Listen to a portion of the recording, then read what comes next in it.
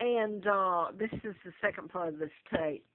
I had worked for doctors, um, and one of the cardiovascular doctors had I saw papers and knew about him putting um, doing a heart bypass, but he put a chip in a heart bypass, and started finding out how you can control a person's decision making.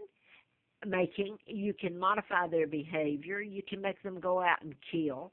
But the thing is that they were putting chips in root canals back then. Now that it's so advanced, you don't need that any of that gear. Um, and they do it by satellites, microwaving the satellites. And by the way, the MK Ultra is the one that's still doing part of it, and the FBI. The FBI are the ones that wrote me the letter in response to my book and wiretap. And by the way, back then, if you said your phone was tapped, they could say you're nuts. So part of this is if something happens and you got enough goods on the government, they can come in and say you're nuts because they've patterned it like, well, you're paranoid, your phone's not bugged. Nowadays, with Edward Snowden and all this, well, I've told stuff. I've told so much, and people ignore it. So I'm making this a long tape. Anyway, um, your government agencies are doing it, and some of the programming is this one right here. This one can be proven. The FBI, the ones that sent me the letter, and by the way, I got the letter June the 23rd of 79, and April Fool Day of 80, I had antifreeze put in me, should have died. So this is just a few months out of my life of hell. And I do mean that. People will come up and say, well, everybody has bad days. Everybody lives in hell at one time. No, they didn't walk in my shoes. I'm dismissed here. The law won't touch it because they're doing it. So anyway, I wanted to go to this. You'd think these were done in patterns, or how would these murders, or how would you know they were done? How would you know if you were under mind control? Because this actually has been going on, and yeah, it's true. They program babies, they modify their behavior, and then can make them do anything, and then you do a background check, and it's a total lie of what your child is really like. You're lucky if your child isn't James Holmes, the grand theater shooter in Aurora, Colorado, or the Tucson, Arizona, where he shot Gabby Gifford and that in a group there, and they're on death row or being given psychotic drugs, which mind control has nothing to do with mental illness. So the psychiatrists, wow, are really treating these for an illness they don't have, and it's torturing them. It's a hell that is really horrible. Now then, what if that was your son? Now, before this tape runs out, this is a book I wrote about mind control, and I still tell about it because it's being done in patterns. I'm in Roanoke, near Charlottesville, where Anastasia was murdered, and she's my cousin, Zara Nicholas, are my relatives.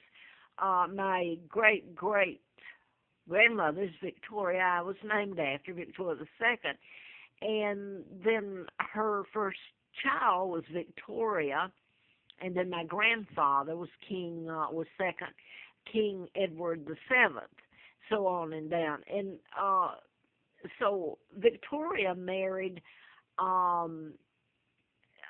German Kaiser, I believe Wilhelm. I'd have to go back and look, who are all my relatives.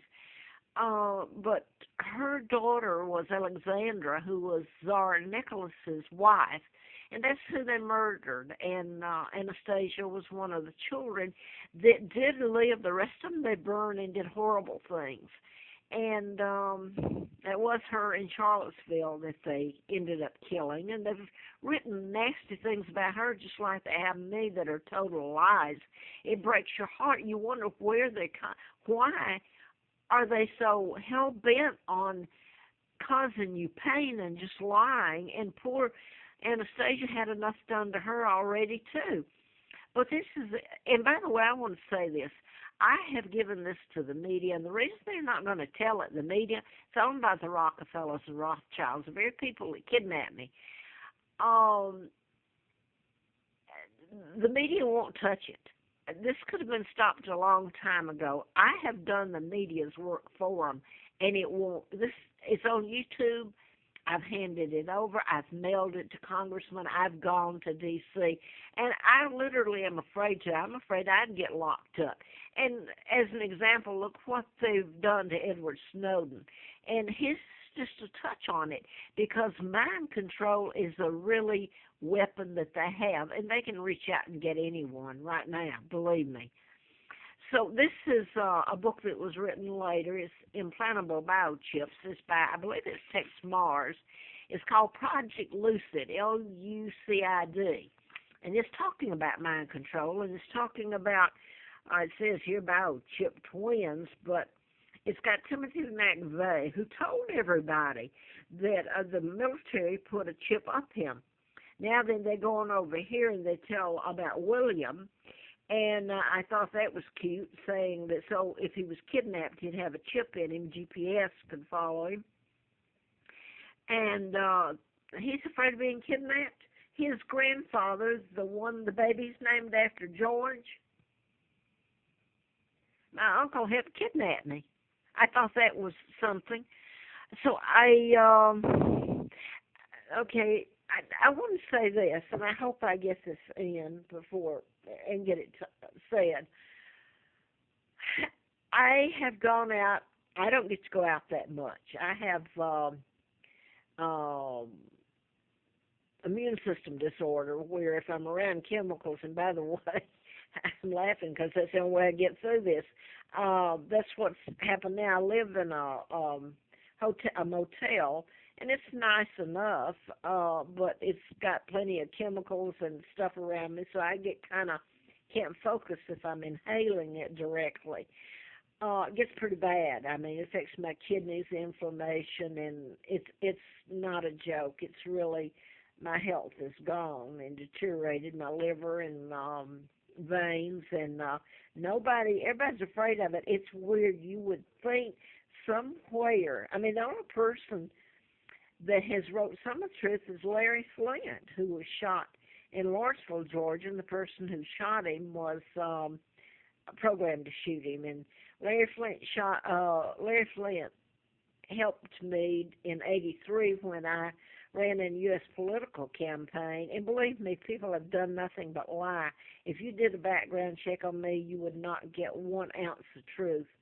Jean Seberg, the actress, you should read. Everybody should Google Jean Seberg and see how, well, she died. And, of course, people tried to say it was suicide, November of '79.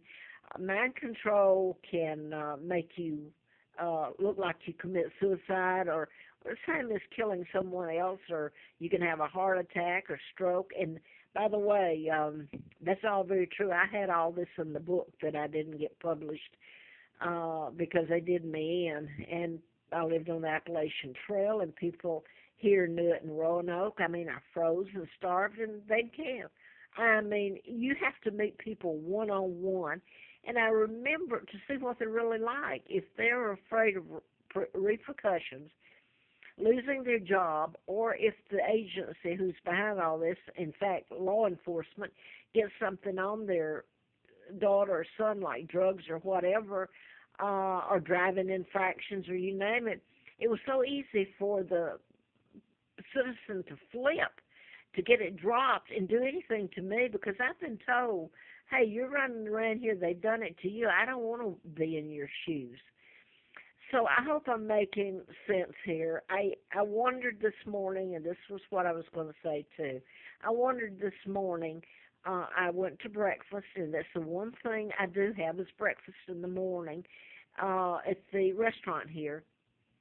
And, you know, I've never heard anyone, a couple of people have been here, and I guess they knew about me, and they've talked a little bit about mind control, but you look around you and people will actually get up and leave or go to manage